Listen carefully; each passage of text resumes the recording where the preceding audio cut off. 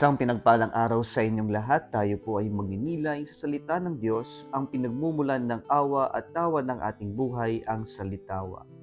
Today we are celebrating the feast day of Saint Matthew, an apostle and an evangelist. Each of us has a story to tell, and our story is something that we would like to proclaim. Each story is something that we would like to use to inspire other people. Our gospel reading today is about a story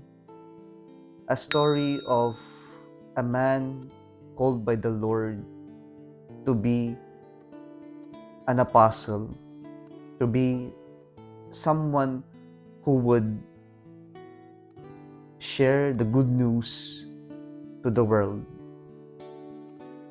At dito po yung kwento ni Levi na ngayon ay mas kilala natin bilang San Mateo.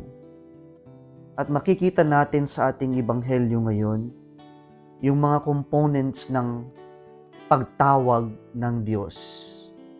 Lahat tayo ay mayroong tawag, calling na natanggap mula sa Diyos. Ayon sa ating ebanghelyo, ang unang parte ay nakita ni Jesus ang isang lalaking nagngangalang Mateo, o sa ibang bersyon, yung kanyang nakaraang pangalan, Levi. Ano nga ba ang nakita ni Jesus kay Levi, kay Mateo? Nakita ni Jesus ang kanyang nakaraan. Nakita ni Jesus ang kanyang sugat. Nakita ni Jesus ang kanyang pagkakamali. Nakita ni Jesus ang kanyang kahinaan. Nakita ni Jesus ang kanyang karupukan. Nakita ni Jesus ang kanyang kasalanan. Nakita ni Jesus ang kanyang kahinaan. Lahat ng ito nakita ni Jesus. Nakita niya ang pagkauhaw ng isang taong kinasusuklaman. Kaya most likely, it would have been very difficult to understand for those people around Jesus to choose a person like Levi, a tax collector, who at this time, tax collectors were really hated by the people around them. Why? Because they are traitors. They work for their enemy, the Romans, their colonizers.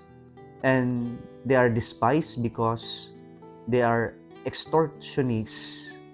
They take money from their fellow Jews and they use it for their commission. They use their position so that they could have money from their fellow Jews. Kaya we could understand this kind of background in the life of Saint Matthew. At lahat ng ito nakita ng Diyos. Alam nyo, lahat naman tayo alam ng Diyos kung ano yung nakaraan natin at wala tayong may tatago sa Diyos.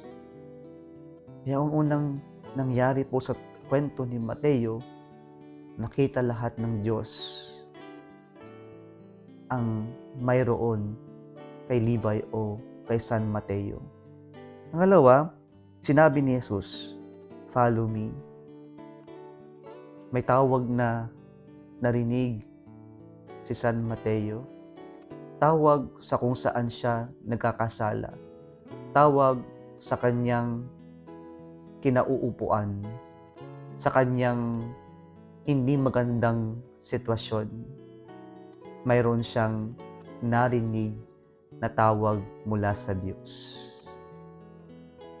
Kaya po ang pangalawang component ay ang pagtawag mismo ng Diyos. At nang marinig ito ni San Mateo, siya ay agarang tumindig, tumayo, at hindi lang ito simpleng pagtayo. Isa itong pagpapakita ng kanyang pag-iwan sa lahat-lahat para sa Diyos. Sapagkat naramdaman niya for the first time, mayroong nagbigay halaga sa kanya. At nang maramdaman nito ni San Mateo, tumindig, iniwan ang lahat para sa Diyos. Ang pangatlong component, ang pag-iwan sa nakaraan upang sumunod sa Diyos. At panghuli, anong narinig natin sa Ebanghelyo natin? Nagkaroon sila ng salo-salo sa tahanan ni San Mateo, parang despedida party. At dito natin makikita ang ikaapat na component at panghuli, ang pagbababad ng panahon sa Diyos.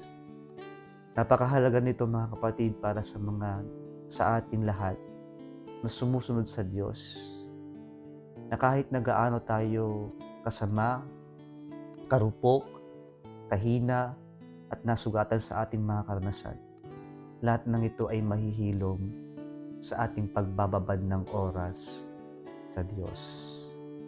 Totoo nga mga kapatid, na ang pagtawag ng Diyos ay hindi para sa mga magagaling, kundi para sa ating lahat na mayroong karamdaman, may sugat, may kahinaan, may karupukan. Pero sa kabila niyan, sa tawag ng Diyos, nananaig pa rin ang awa ng Diyos. Kaya nga po yung salitang tawag ay ang kanyang root word kung titingnan natin ay awa. Tayo ay tinawag hindi dahil tayo ay karapat-dapat, hindi dahil tayo ay magaling, kundi tayo ay tinawag ng dahil sa awa ng Diyos. It is indeed true that God does not call those who are qualified, but He qualifies those whom He calls. Muli isang pinagpalang araw sa inyong lahat.